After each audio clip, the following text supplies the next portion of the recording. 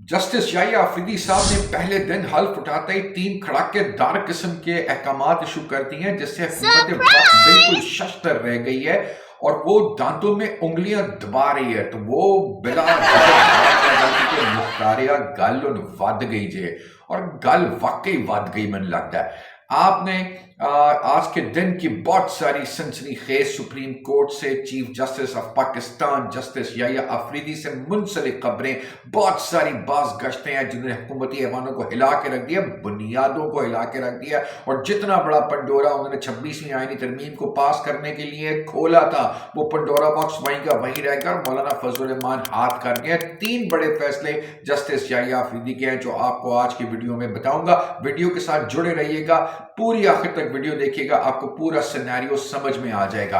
मैं हूं फरहान अब्बास और आप देख रहे हैं मेरा यूट्यूब चैनल और फेसबुक पेज। उम्मीद करता हूं आप जहां भी होंगे अपने अहल खाना के साथ अल्लाह सुब्हान तआला की हिफ्ज़ व अमान में होंगे।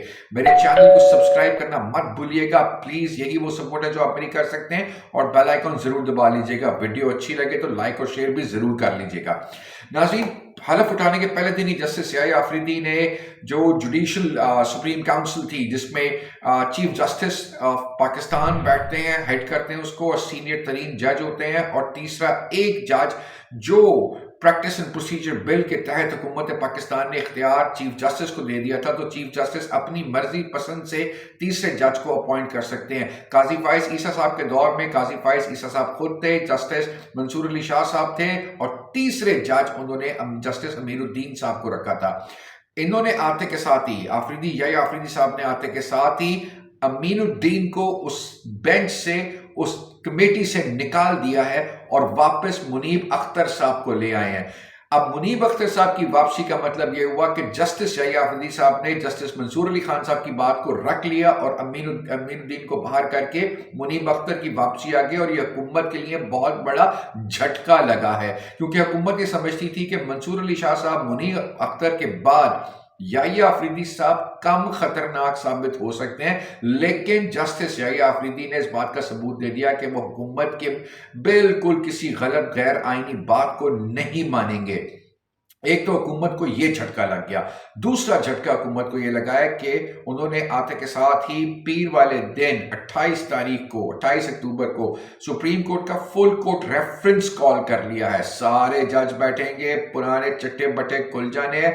और ये मेरे ख्याल से अभी तक की इत्तलात ये हैं कि ये 26वीं आईनी तरमीम के खिलाफ जितनी एप्लीकेशंस अभी सबमिट हुई हुई हैं, सुप्रीम कोर्ट में दरखास्तें लगी हुई हैं, अगर उन्होंने उनमें से किसी को कॉल कर लिया तो ये 26वीं आईनी तरमीम हवा में उड़ती हुई नजर आ रही है, बरकरार नहीं रह पाएगी। क्योंकि याद रखिएगा वो 8 जज साहिबान के फैसले, वो 8 जज साहिबान अभी भी इंटैक्ट हैं। जो हुकूमत की सबसे बड़ी गलती थी, हुकूमत ने यह सोचा था कि शायद ऐसा हो सकता है कि याहिया अफरीदी साहब जब चीफ जस्टिस बन जाएंगे तो मंसूर अली शाह और मुनीब अख्तर रिजाइन कर जाएंगे, जो कि उन्होंने नहीं किया रिजाइन।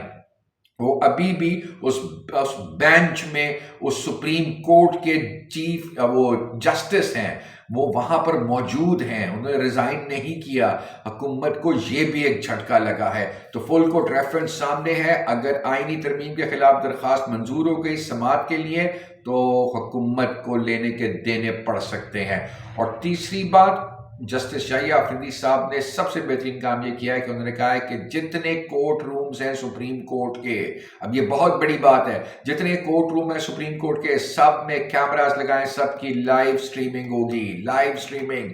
अब वो आईनी जो बेंच बनेगा वो भी सुप्रीम कोर्ट की प्रेमिसेस के अंदर ही है, और वहां पर भी कैमरास लग रहे हैं, और वहां की सुनवाई भी जो है वो जो लाइव जाएगी। हुकूमत बिल्कुल बुरी तरीके से बंद गई है। मौलाना फजल रहमान ने, हुकूमत आज सोचती है कि अगर हम मौलाना की बातें ना मानते और अगर हम इस तरमीम को अपने मुसव्वदे के मुताबिक, अगर हम अपने प्लान के मुताबिक चलते तो शायद वहां पर काजी फाइज ईसा साहब को एक्सटेंशन मिल जाती, मंसूर अली शाह साहब रिटायर हो जाते, मुनीब अख्तर साहब रिटायर हो जाते, और उसके बाद वो 3 साल के टेन्योर के बाद याहिया अफरीदी आते तो हुकूमत 3 साल के लिए महफूज थी। लेकिन अब हुकूमत के तबले जंग जिसको कहते हैं ना, वो बच चुके हैं, हुकूमत नहीं बचने वाली ये लगता है। और अगर उन्होंने आके फॉर्म 47, 45, 46, 48, 49, 50 का भंडा खोल दिया تو پھر تو حکومت نہیں بچتی. آج کی ویڈیو کے لیے اتنا ہی کافی. Thank you very much. دعا میں یاد رکھیے گا. اللہ حافظ.